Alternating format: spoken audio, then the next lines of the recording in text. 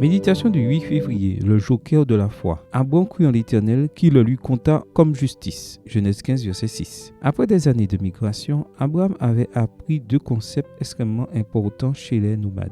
L'importance des étoiles et de la famille. Les étoiles étaient la carte de l'Antiquité. Elles renseignaient sur la position et la direction. De plus, une nuit de constellation dans le désert était un livre ouvert sur les histoires et les souvenirs des proches. Abraham se souvenait clairement, sous le ciel étoilé, de son départ dur, des routes de Haran, de la marche vers l'aventure, mais il n'avait pas de descendance. Une nuit, Dieu lui demanda de compter les étoiles. Il se sentit dépassé parce qu'il y en avait tellement. Le Seigneur le regarda en souriant et lui promit: « Telle sera ta descendance. » Et Abraham le crut. Cet acte de foi en disait beaucoup plus sur la religion que ce qu'il put comprendre à l'époque. C'est juste que la foi n'a pas besoin de temps de donner. Paul aimait cette histoire et il ne manquait pas une occasion pour la rappeler. Il la mentionne directement et indirectement à plusieurs reprises. Mais dans Romains 4, il semble aimer le lire sous différents angles. Premièrement, il nous rappelle que seule la foi est nécessaire pour que nous soyons justifiés par Jésus. Wow, verset 3. Que les œuvres n'ont rien à voir avec le salut. Et bien qu'il s'agisse d'un sujet très clair dans tout le Nouveau Testament, il est nécessaire de le rappeler car parfois on l'oublie. Deuxièmement, Abraham n'était pas circoncis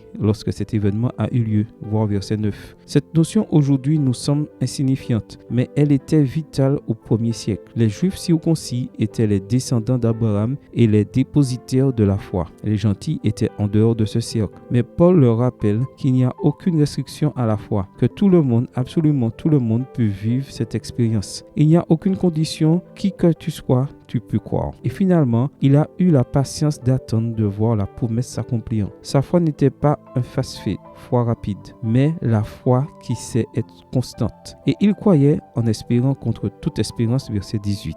Cela signifie que lorsque l'espérance humaine ne suffit pas, nous devons faire confiance à l'espérance divine. Était-il possible qu'un vieillard marié à une vieille femme ait un enfant? Humainement, non. Mais Dieu a d'autres manières de procéder. Et Abraham eut une descendance très nombreuse. C'est que, dans le jeu de la vie, Jésus est le joker divin. Il prend notre place et nous sauve. Il est valable pour toutes les cartes, même les pires. Il se fiche de la durée du jeu car, à la fin, il gagne. Et en plus, il joue pour toi. Amen. Bonne journée à toi et que le Seigneur te bénisse.